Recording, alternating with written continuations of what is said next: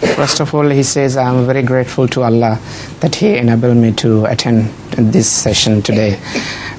Secondly, the question is, he says that in today's world, we have got all the facilities, technology, and all the other means to propagate Islam and the teaching of Rasul Karim sallallahu alaihi wasallam.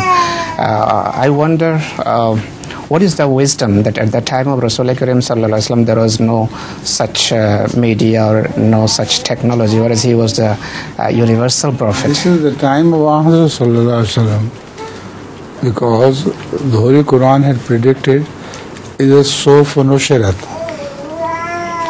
which means when pamphlets will be distributed and books will be distributed far and wide. So this is not another age. This is the age of Muhammad sallallahu alaihi wasallam. Understand?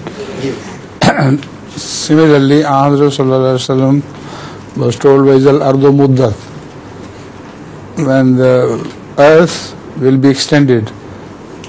No, it was not physically extended, but the knowledge of earth at that time was limited to half the world only.